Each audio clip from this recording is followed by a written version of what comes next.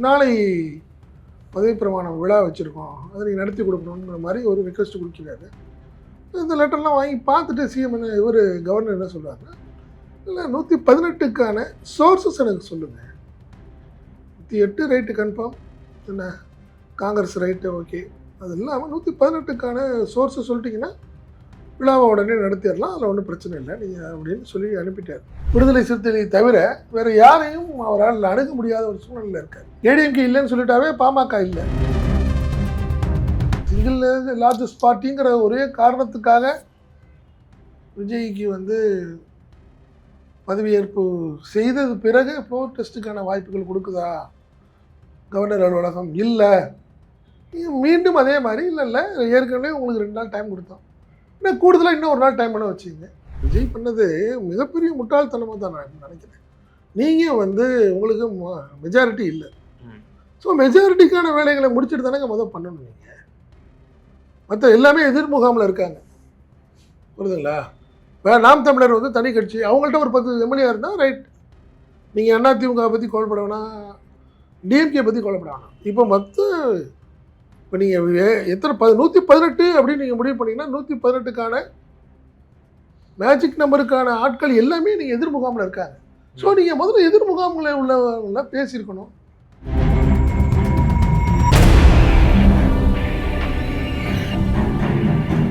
வேறு யாரும் கூப்பிட்டாங்களா? என்ன இல்லையே, என்னது உச்சநீதிமன்றத்துக்கு போவீங்க, என்னன்னு சொல்லுவீங்க? கவர்னர் என்ன கேட்டார் உங்களை? சோர்ஸஸ் என்னன்னு கேட்டார், காட்டிட்டு போங்கன்னு சொல்லுவோம் உச்சநீதிமன்றம். இல்லை நீ பதவி ஏற்கனுங்கிறத நீ எப்படி கட்டாயப்படுத்த முடியுங்கிற நான். விஜயுடைய அணுகுமுறை சரியாக இருக்காது. அவர் இறங்கி வரலைன்னா மீண்டும் இப்போயும் சொல்கிறேன், அவர் ஒரு காலத்திலும் முதல்வராக முடியாது. இவ்வளோ நாள் இருந்து அவங்கள தோளில் தூக்கின திமுக தூக்கி போட்டுவிட்டு பின்னாடி குத்திட்டு போயிடுச்சு காங்கிரஸ். இத்தனைக்கும் அவர் தோல்வியில் இருக்கார் தலைவர். போய் அவர் ராகுல் காந்தி ஒரு வார்த்தை கூட கேட்கல.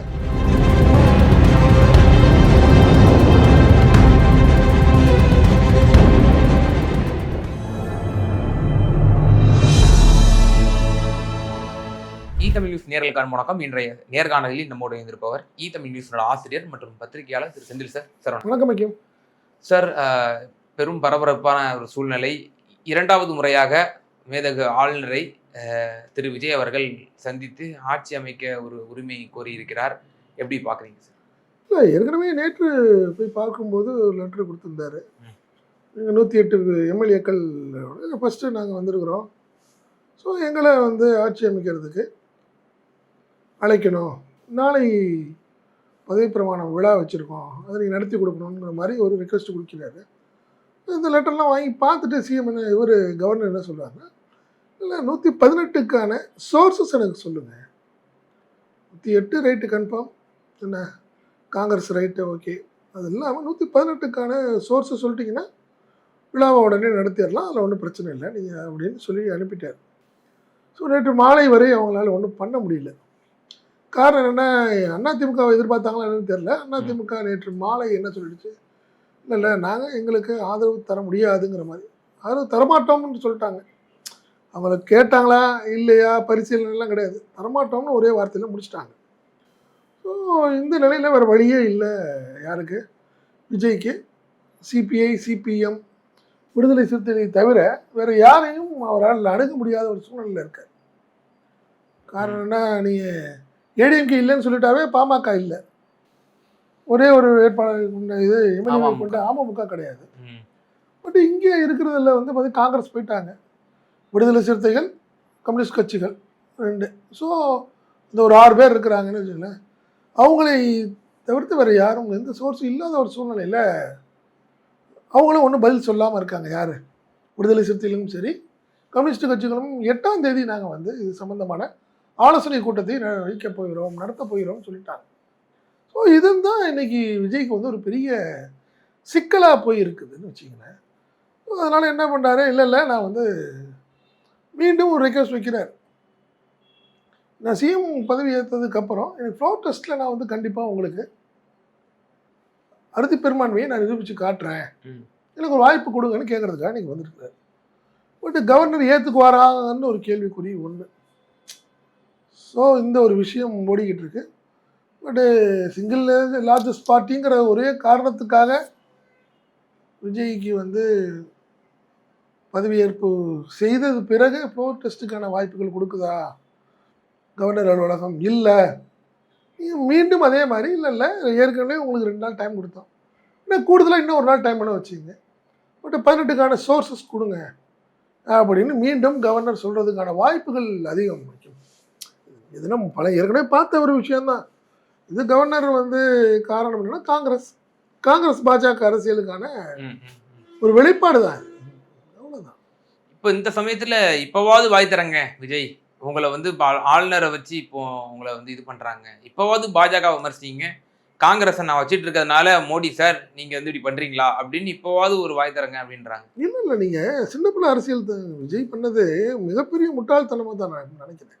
நீங்கள் வந்து உங்களுக்கு மெஜாரிட்டி இல்லை, ஸோ மெஜாரிட்டிக்கான வேலைகளை முடிச்சுட்டு தானே முதல் பண்ணணும். நீங்கள் மற்ற எல்லாமே எதிர் முகாமில் இருக்காங்க, புரியுதுங்களா?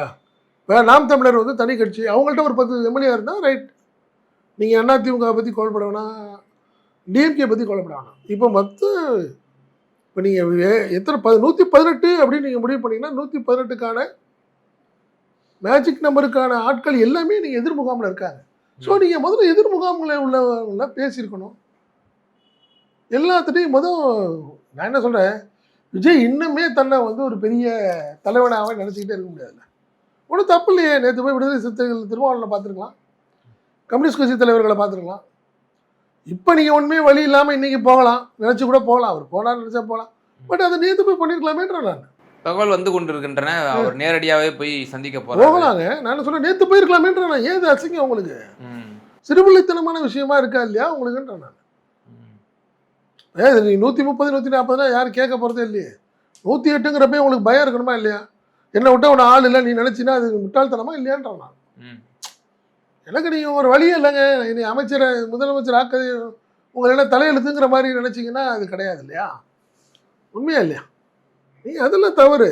நீ இன்னும் அதிகாரத்தங்களையும் தன்னை வந்து தன்னை உச்சத்தில் இருக்கிற உச்சம்னு சொல்லிட்டே இருந்தீங்கன்னா இல்லை இறங்கி வரணுங்க. இறங்கி வந்து பார்க்கணும், பேசணும். இன்னும் ஒரு விஷயம் திருப்பி சொல்கிறேன், 118 பத்தாது, 125 தேவைப்படும். மீண்டும் 118ன்னு ஒரு இதில் மட்டும் நினச்சி போயிட்டு இருந்தாருன்னா ஒரு பெரிய லெவலில் ஒரு பாதிக்கப்பட போகிறார் விஜய். அதுலலாம் மாற்று கருத்துலாம் கிடையாது. சுப்ரீம் கோர்ட்டை அணுகியிருக்காரு அப்படின்னு சொல்லி காலையிலேருந்து நியூஸ் வந்துச்சு சார். அது பற்றி உச்ச நீதிமன்றத்துக்கு போய் அதனாலலாம் எந்த தீர்வும் கிடைக்கிறதுக்கான வாய்ப்புகள் மிக குறைவு வைக்கும்.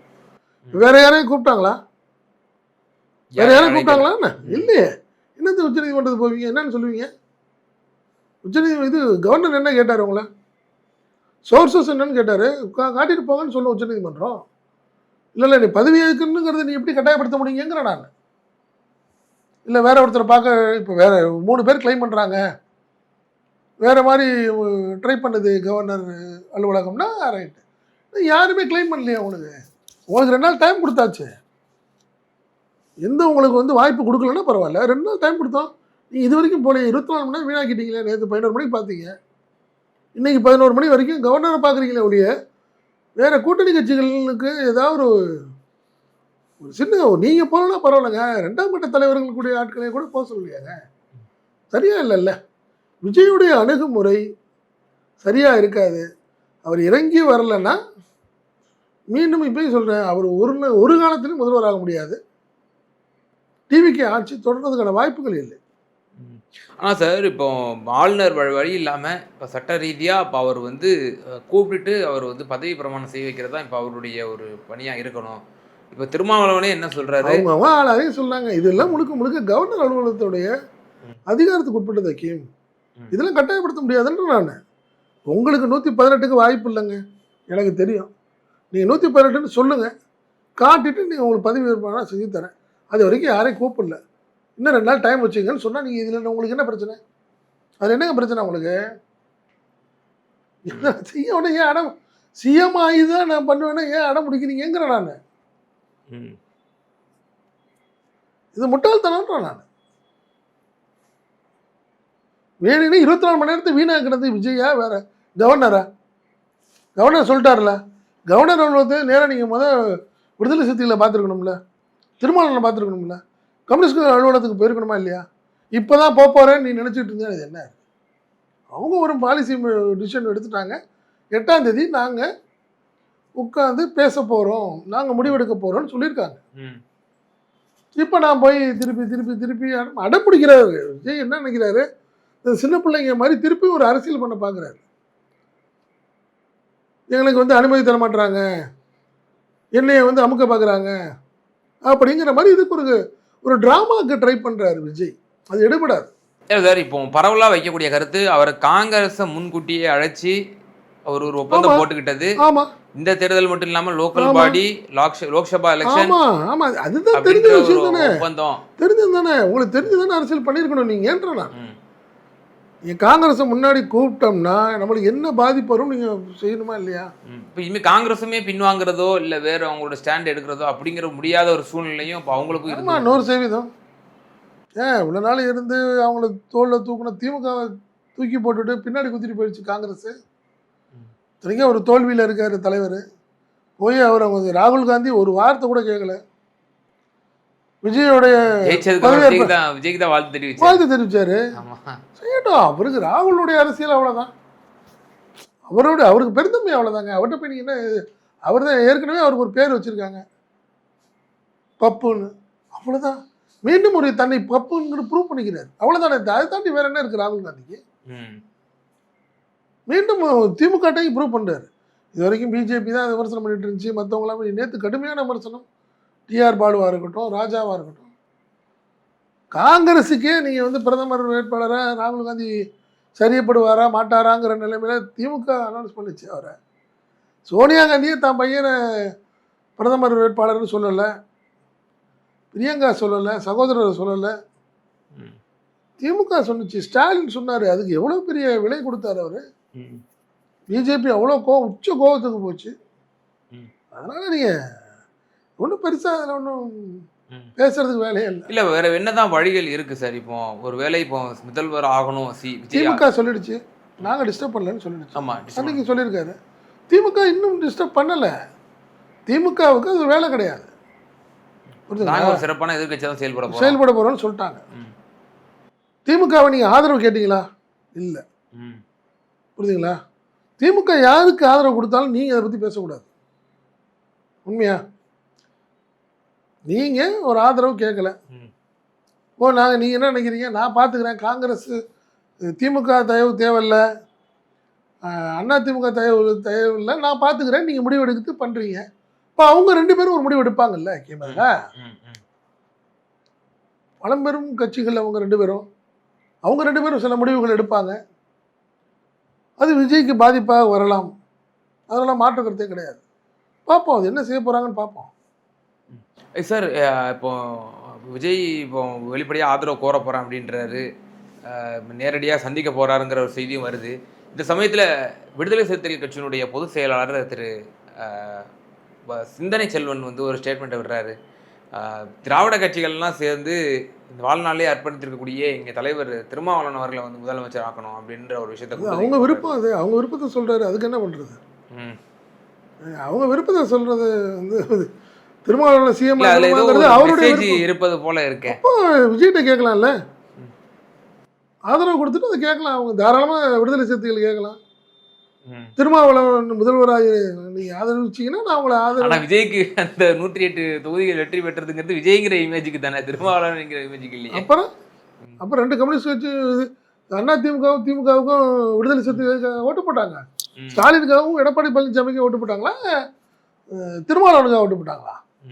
இல்லை, அப்போ அதில் உள்ள இருக்கக்கூடிய ஆசையை காட்டுது. பதவி ஆசையை காட்டுறாங்களா? அப்போ அவங்களுக்கு ஒரு ஆசை வருது இல்லை, அவங்களுக்கு ஒரு ஆசை வருது, திருமாவுக்கும் ஒரு ஆசை வருது. அவர் தான் ஆரம்பத்துல இருந்து ஆட்சி. ஒரு விஷயம் நல்லா புரிஞ்சுங்க, இந்த மூவுக்கு அப்புறம் அதிமுக கிளைம் பண்ண போகுது. ஆட்சி அமைக்கிறதுக்கு ஏன் அவங்க ஆட்சி அமைக்க கூடாது? எடப்பாடி பழனிசாமி கிளைம் பண்ண போறாங்க, எங்களுக்கு ஆதரவு தெரிவிங்கன்னு சொல்லி கேட்க போறாங்க. யார்கிட்ட? கவர்னர்கிட்ட. ஓ இல்லை சார், இப்போ எடப்பாடி பழனிசாமி எப்படி வந்து யாரோட சப்போர்ட்டடாக அவர் வந்து? அது நான் உங்களுக்கு சோர்ஸ் சொல்கிறேங்க. நான் நீங்கள் சொல்லுங்க, டைம் கொடுங்க. உங்களுக்கு டைம் தான். 118ங்கிறதுக்கான விஷயத்த நான் சொல்கிறேன். முடியாதுன்னு சொல்லிட்டாரு, விஜய்க்கு முடியாதுங்கிறதுக்கு ஒதுக்கிட்டாரு. இப்போ அப்படி தான் விஜய் வந்து இப்போ நான் முடியாதுன்னு என்னுடைய நிலைக்கு வந்துட்டார். 2 நாள் கொடுத்த டைமுக்கு அவர் வந்து விஜய் ஒதுங்கிட்டார். அடுத்த இதுக்காக திருப்பி மீண்டும் ஒரு எலெக்ஷனுக்கு வாய்ப்பு இருக்காண்ணா? இல்லை. திமுக தெளிவாக சொல்லிடுச்சு. என்ன சொல்லிடுச்சு? நாங்கள் எதிர்க்கட்சி தலைவராக இருக்க போகிறோம் டிக்ளேர் பண்ணிடுச்சு. அப்படி இருக்கும் பட்சத்தில் எடப்பாடி பழனிசாமி கேட்கறதுக்கு ஒரு வாய்ப்பு இருக்கு. இப்போ நீங்க எடப்பாடி பழனிசாமி கேட்கறதுக்கு வாய்ப்பு இருக்குன்றீங்க. நேத்து ஊடகங்கள்ல வந்து விவாதத்தில் பங்கேற்ற அதிமுகவோட பிரதிநிதிகள் என்ன சொன்னாங்கன்னா, அது வாய்ப்பு இல்லைங்க, திமுக அதிமுகலாம் ஒன்றிணையாது அப்படின்ற மாதிரி அண்ணா ஒரு கருத்தை வந்து சொன்னாங்க. ஆனா நேற்று இரவுல இருந்து விடியற் காலை வரை ஒரு கடுமையான ஒரு வாய்ப்பு இருக்கு. எனக்கு கிடைத்த தகவலின்படி கண்டிப்பா உண்டு, வாய்ப்பு இருக்கு. ஆமா. ஆனால் விஜய் ஒருவேளை இப்ப இந்த நிலையான பாஜகவுக்கும் ஒரே ஒரு பிரச்சனை தான், பிஜேபி. ஓகே, பிஜேபி இருக்கக்கூடாது. பிஜேபி இல்லாத ஒரு ஆட்சி அமைப்பு வேணும், அவ்வளோதான். ஒரு ஒரு மெம்பர் இருக்காரு, அந்த மெம்பருடைய ஆதரவு இருக்கக்கூடாது, அவருக்கு முக்கியத்துவம் கொடுக்கக்கூடாது, அவ்வளோதான். திமுகவுடைய ஒரே ஸ்டாண்ட். புரியுதுங்களா? அப்படி ஒரு இருக்காத பட்சத்தில் திமுக ஆதரவு தெரிவிக்கிறதுக்கு வாய்ப்பு அதில் என்ன இருக்குது? ஏன்னா என்னை பொறுத்தவரைக்கும் பேசுவோம், நம்ம நேற்று சொன்னது தான். என்ன பிரச்சனை அதில்? அதிமுக நாங்கள் ஆட்சி அமைக்கிறதுக்கு தயாராக இருக்கிறோம்னு கேட்குறாங்க. காரணம் என்னன்னா, திமுக நான் எதிர்கட்சியாகவே இருக்கிறோம்னு சொல்லிடுச்சு. ஸோ ஆளுங்கட்சியாக நாங்கள் இருக்கிறோன்னு அதிமுகவில் எடப்பாடி பழனிசாமி தரப்பு கவர்னரை சந்தித்து மனு கொடுக்கும் பட்சத்தில் அதை ஏன் பரிசீலிக்க கூடாதுங்கிற நான். அவங்களுக்கு தேவை 118 மெம்பர்ஸ். 118 மெம்பர்ஸுக்கான வாய்ப்பு இருந்தால் திமுக அதிமுகவில் உள்ள சில தலைவர்கள் போய் ஸ்டாலினை சந்தித்து எங்களுக்கு ஆதரவு கொடுங்க, வெளியிலேருந்தாவது எங்களுக்கு ஆதரவு கொடுங்க, நாங்கள் ஆட்சி அமைச்சு பண்ணுறோம். ஸோ பிஜேபி இல்லாத ஒரு ஆட்சி தான் இது, அதில் ஒன்றும் மாற்றம் இல்லை, நாங்கள் பிஜேபியோட கிடையாது அப்படின்னு சொல்லி வந்தால் திமுக ஆதரவு கொடுக்குறதுல என்ன தப்புன்றனா? நீங்கள் நல்லா புரிஞ்சுங்க, கொடுத்தா நாங்கள் விஜய்க்கு தான் கொடுப்போம், கொடுக்கணும், உன் தலையெழுத்து அப்படின்ற மாதிரி திமுக நினைக்கும் போது திமுகவும் அதிமுகவும் வேறு மாதிரி முடிவெடுக்க முடியாதான்றானா? என்ன இருக்குது? நேற்று ஒரு அஇஅதிமுகவுடைய ஒரு பிரதிநிதி கூட என்ன சொன்னார், இப்போ விஜய் ஒரு நிலையான ஆட்சியை கொடுக்கணும் அப்படின்னா இந்த 118 மட்டும் நீங்கள் நம்ப முடியாது, ஏடிஎம்கேனுடைய எம்எல்ஏஸனோட ஆதரவை வச்சு தான் நீங்கள் வந்து இது பண்ண முடியும். அப்போ ஏடிஎம்கேவுக்கு வந்து நீங்கள் முதலமைச்சர் பதவி கொடுக்கணும், இபிஎஸ்க்கு நீங்கள் முதல்வராக இருந்து நீங்கள் ஒரு துணை முதல்வராக விஜய் இருக்கணும் அப்படின்ற மாதிரி கூட அவங்க பேசினாங்க. அது ஒரு நகைப்புக்கு உள்ளாக்கப்பட்டது. இல்லை ஒரு விஷயம், இந்த விஷயத்தில் முதல் விஜய் பண்ண மிகப்பெரிய தவறு அதிமுக பேசியிருக்கணும். நீங்கள் திமுக விட்டுருங்க, நீங்கள் அடுத்த லெவலில் இருக்கிறது அதிமுக. அவங்க நிற்கிறாங்க, 47 மெம்பர்ஸ் அவங்கள்ட்ட இருக்கிறாங்க, எம்எல்ஏஸ். அவங்கள்ட்ட பேசியிருக்கணும், அவங்களோட டிமாண்டை உட்காந்து எதாவது பேசியிருந்துருக்கலாம். காங்கிரஸில் அவசரப்பட்டு உனக்கு நல்லாவே தெரியும் 118 பத்தாது, 125 130 வேணும் அப்படின்னு ஒரு சூழ்நிலை இருக்கும்போது வேண்டுமனே விஜய் பண்ணுறாருங்க. அதாவது விஜய் வேண்டுமெண்டே பண்ணுறாரு, நம்மளை வந்து நெருக்கடி கொடுக்குறது, திமுக அதிமுக நெருக்கடி கொடுக்குது, கவர்னர் எனக்கு வந்து பதவி பிரமாணம் செய்து கொடுக்காம என்னை தவிர்க்கிறாரு அப்படின்னு ஒரு ட்ராமா பண்ணுறதுக்கு முயற்சி பண்ணுறாரு விஜய். இதுதான் இதில் இப்போ மீண்டும் அது என்ன அர்த்தம்? 118 உன்ட்ட கேட்டாங்க, சரி சார் நாளைக்கு வந்து நான் 118 உனக்கு என்ன பிரச்சனைன்னு கேட்குறேண்ணா. என்ன பிரச்சனை அதில்? நீங்கள் தான் ஏற்கனவே பேசிட்டீங்களேங்க, திருமாட்ட பேசிட்டீங்க, கம்யூனிஸ்ட் கட்சி தலைவர்கள்ட்ட பேசிட்டீங்கல்ல, மீண்டும் நேரடியாக போய் பார்த்து, இல்லை சார் கவர்னர் 2 days டைம் கொடுக்குறாங்க கேட்குறாரு, நீங்கள் உங்கள் லெட்டர் கொடுத்துட்டீங்கன்னா நான் அடுத்த வேலையை பார்க்கலான்னு சொல்லி கேட்டு வாங்க வேண்டியதான். இதில் என்ன இருக்குது சார்? இப்போ பிஜேபி எப்படி பார்க்குதுன்னா, இப்போ நீங்கள் காங்கிரஸை வந்து நீங்கள் முதல்ல நீங்கள் அழைச்சிருக்கீங்க, அவங்கள நீங்கள் என்கரேஜ் பண்ணி 2029 வரைக்கும் நீங்கள் ஆதரவு தரோம் அப்படின்ற மாதிரி பேசிட்டீங்க. காங்கிரஸை கழட்டி விடுங்க, நாங்கள் அதிமுகலேருந்து எம்எல்ஏ உங்களோட ஆதரவுகளை வந்து நாங்கள் வாங்கி தரோம். இனிமேல் சாத்தியமெல்லாம் இல்லை, வாய்ப்பு இல்லைன்னு நினைக்கிறேன். இதெல்லாம் முன்னாடியே பேசி அவருக்கு சிபிஐ என்கொயரிக்கு போனவர் கிட்டத்தட்ட 2 வருஷமாக தமிழக அரசியலை நல்லா பார்க்குறாரு, மத்திய அரசுடைய அணுகுமுறையை அவருக்கு தெரியும். இப்படி ஒரு 108ன்னு ஒரு அறகுறையான நம்பரில் நம்ம நிற்கிற போது நம்ம என்ன செய்கிறோம் என்ன செய்யணும்னு அவருக்கு தெரிஞ்சிருக்குமா இல்லையா? ஒரு அடிப்படை அறிவு கூட இல்லையா விஜய்க்குங்கிறனா? கொஞ்சமாவது யோசிக்கணும்ல. நீங்கள் அரசியலில் சாதுரியம் வேணுங்க, சாணக்கியத்தனம் வேணும். நீங்கள் காங்கிரஸோட ஆதரவுங்க, ராகுல் காந்தியோட கட்டி பிடிச்சிக்கிட்டு என்னெல்லாம் பண்ணுங்க, அதெல்லாம் வேற. ஏன் அவ்வளோ அவசரம்? சொல்லலாம், இல்லை தலைவா இங்கெல்லாம் முடிச்சுட்டு கடைசியில் நம்ம பேசிக்குவோம் இதை பற்றி. அப்படின்னு சொல்லி எடுத்தோன்னு நீங்கள் போய் பார்த்தீங்கன்னா ஒரு எல்லாத்தையுமே கோவப்படுத்துகிற மாதிரி இருக்குது. திமுகவை கோவப்படுத்துகிறாங்க. ம். அவருடைய கிட்டத்தட்ட மேஜர் பார்ட்னர் அவங்கள உடச்சி எடுத்து தூக்கி போனதாகவும் விஜய்க்கு வந்து ஒரு பெரிய சந்தோஷம். அது மீன் டைம் விஜய் வந்து பிஜேபியையும் கோவப்படுத்துகிறாருல அந்த விஷயத்துலங்கிற நான். நீங்கள் திமுக கோவப்படுத்துகிற மாதிரி நினச்சிங்க, கிடையாது. அது பிஜேபியை கோவப்படுத்துகிற விஷயம். அது அதையுடைய பலன் இப்போ அனுபவிக்கிறார். இப்போ ஒருவேளை சிபிஐ சிபிஎம் விசிகா ஆதரவு கொடுத்து 118 இந்த நம்பர் வந்துடும், வந்து ஆட்சி அமைக்கிறாங்கன்னு வச்சுப்போம். ஆமாம், ஆட்சி அமைத்தால் அதை வந்து ஒரு நிம்மதியான ஒரு சுமூகமான ஒரு ஆட்சியை பாஜக நடத்த விடுமா? காங்கிரஸ் 5 பேரில் 4 பேர் வெளியே வந்துருவாங்க, எந்த நிமிடத்திலும் வெளியே வந்துருவாங்க. புரியுதுங்களா? இல்லை ராகுல் காந்தியோடைய பிஏக்களா 4 பேரும், இல்லை பிரவீன் சக்கரவர்த்தியோட ஆட்களா, இல்லை மாணிக் சாக்கத்தூர், அதெல்லாம் கிடையாது. எல்லாம் திமுகவுடைய ஆதரவில் ஜெயிச்சவங்க. அது நல்லா புரிஞ்சுக்கணும் விஜய்.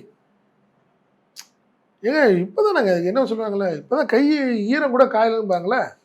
போன வாரம் தானேங்க திமுக வந்து இவங்களுடைய வெற்றிக்காக பாடுபட்டுச்சு. அவங்களுக்கு மனசுக்குள்ளே நினைப்பாங்கல்ல, ஏன் திமுக போய் துரோகம் பண்ணிட்டு போகிற மாதிரி இருக்குமே நினைப்பாங்கல்ல. ஸோ அதனால் நீங்கள் மிகப்பெரிய சிக்கலில் விஜய் மாட்டிக்கிட்டார்.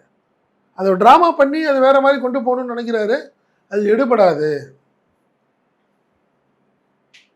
இவர் பண்ண கூத்துல எடப்பாடி பழனிசாமி சிஎம் ஆக போறாரு. ஆமா, நீங்க ஒழுங்கா சாதுரியமா ஒரு வேலையை முடிச்சிருந்தீங்கன்னா பக்காவா இருந்திருக்கலாம். நீங்க எல்லாத்தையும் அலட்சியமா நினைச்சிட்டு இருந்தீங்க. இப்ப வேற மாதிரி இவங்கெல்லாம் ஒரு வேற மூவ் பண்ணும்போது ஆட்டோமேட்டிக்கா விஜய் அப்படியே உட்காந்துக்க வேண்டியதுதான். அதெல்லாம் மாற்று கருத்து கிடையாது சார். அப்போ திரு விஜய் அவர்கள் ஒரு சுமூகமான ஒரு போக்கை இப்போ அது வந்து அவரால் ஏற்படுத்த இயலலை. முதல்வர் ஆவதற்கு பல சிக்கல்கள் இருக்குது. விசிகா கம்யூனிஸ்டுகள் ஆதரவு கொடுத்தாலும் அது பாஜக ஒரு நிலையான ஆட்சியை கொண்டு தருமா அப்படிங்கிற ஒரு கேள்வியும் வந்து முன்வைக்கப்படுது. அதிமுகவினுடைய எம்எல்ஏக்கள் ஆதரவு தேவை. அதிமுகவும் இப்போ அவங்களுடைய டோரும் கிளைம் பண்ண போகிறாங்க. ஆமாம், அவங்க கிளைம் பண்ண போகிறாங்க. அவங்க ஆட்சி அமைக்கிறதுக்கு எனக்கு வாய்ப்பு கொடுங்கன்னு கேட்க போகிறாங்க. இன்னைக்கு ஈவினிங்காக இருக்கலாம், நாளைக்கு காலையிலையாக இருக்கலாம். இந்த 2 நாள் கெடு முடிய போகுது. முடிஞ்ச பிறகு ஒன்றும் வழி இல்லைன்னு ஆயிடுச்சுன்னா ஏடிஎம்கே கிளைம் பண்ணும். திமுக எதிரிலிருந்து அவங்களுக்கு ஆதரவு தெரிவிப்பாங்க, வெளியிலேருந்து ஆதரவு தெரிவிப்பாங்க. இதெல்லாம் நடக்கும். இப்போ விஜய் பால் வந்து விஜய்கிட்ட தாங்க இருக்கு, மாற்றமே இல்லை. பால் அந்த கரெக்டாக விஜய் அந்த பாலில் கோல் அடிக்கணும். எனக்கு என்னமோ 2 நாளாக வீணாக்கிட்டார் அவர் அந்த பாலில். முடிஞ்சு போச்சு. இன்னைக்கு ஈவினிங்கு மேலே ஒன்றும் இல்லைன்னா வேற அடுத்த மூணுக்கும் கவர்னர் அடுத்த ஆப்ஷனை பார்ப்பாருங்கிறேன். திமுகவை கேட்பாரு. திமுக இல்லைங்கிறப்போ அண்ணா திமுக உங்களுக்கு வாய்ப்பு இருக்கா? இருக்கு, நான் வர்றேன், நான் அது விஷயமா பேசுகிறேன்னு சொல்லி பேசும்போது சாத்தியம்னு நினைக்கிறேன். இப்போ பிரேமலதா அம்மையாரை சந்திக்க வாய்ப்பு இருக்கா? ஏன்னா எங்கள் வீட்டு பிள்ளை அப்படின்னு வேற நேற்று ப்ரெஸ் மீட்டில் கொடுத்துருந்தாங்க. நேரடியாக யார் வேணாலும் பார்க்கலாம். கேம் ஆதரவு தெரிவிக்கணும்ல. ஏன்னா அவங்க வேற வழி இல்லாமல் வழி இல்லாமையே போவாரா? வேற வழி இல்லாமல் போகலான்னு நினைக்கிறாரு.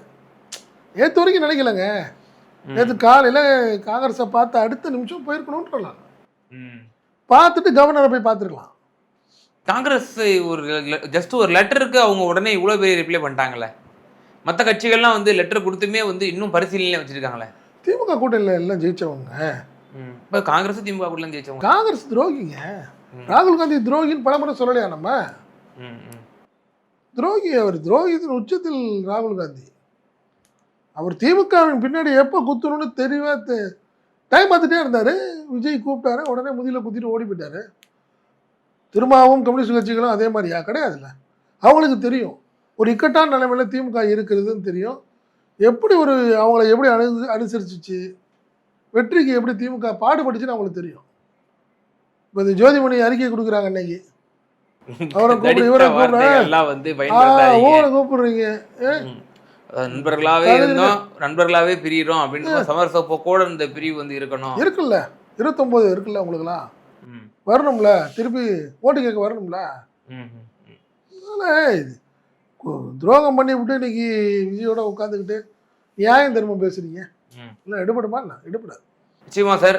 மீண்டும் திரு விஜய் அவர்கள் ஆளுநரை சந்தித்து ஆட்சி அமைக்க உரிமை கோரியிருக்கிறார்.